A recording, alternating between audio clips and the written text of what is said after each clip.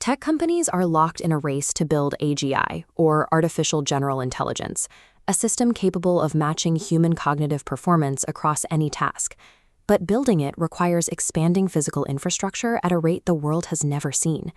The cost of this race is visible in massive data centers. These facilities drain local water supplies to stay cool and pull gigawatts of electricity off the global grid. Generative AI models are resource-intensive.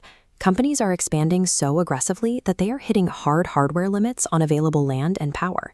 In early 2024, OpenAI CEO Sam Altman stated, "The world does not currently have enough energy to sustain the future of this technology," noting that reaching their goal requires a major scientific breakthrough.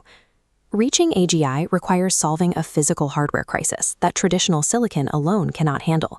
Consider the U.S. Frontier supercomputer, the current peak of silicon hardware. It weighs over 266 metric tons, occupies 74 cabinets, and costs $600 million. The human brain matches Frontier's raw performance, roughly 1 exaflop, or a quintillion calculations per second. Yet the brain does this while weighing only 3 pounds and running on just 20 watts of power. Rather than attempting to emulate the brain using silicon, biotechnology startups are making a pivot, building computers out of living human cells. Developing biocomputers that harness this natural efficiency could reduce AI's energy consumption by thousands of times, bypassing the constraints of modern server farms. Getting living human neurons inside a functioning computer system involves a complex biological reset. The process relies on pluripotency, a mechanism discovered by Nobel laureate Shinya Yamanaka. Pluripotency is the ability of a specialized adult cell to be reprogrammed back into an unspecialized state. Researchers revert adult skin or blood cells into induced pluripotent stem cells, or iPSCs, which behave like embryonic stem cells. Over several weeks, these stem cells grow into brain organoids, living three-dimensional clusters of up to 5 million human neurons. These organoids are attached to a multi-electrode array, or MEA chip, which can both stimulate biological cells with electricity and record their returning signals.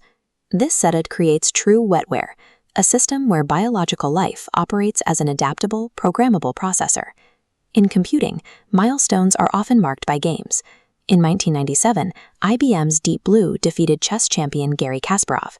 In 2016, AlphaGo defeated Lee Sedol, though it required a massive silicon array to calculate its moves. Recently, a cluster of neurons in a petri dish called DishBrain reached its own milestone by learning to play the game Pong. DishBrain learns through the free energy principle. Biological systems seek predictability and avoid chaos. When the paddle misses, neurons are hit with unpredictable static. A successful hit rewards them with a predictable sine wave, causing physical adaptation. While standard AI uses math to simulate learning, these biological cells exhibit synaptic plasticity. They physically rewire themselves to adapt to their environment.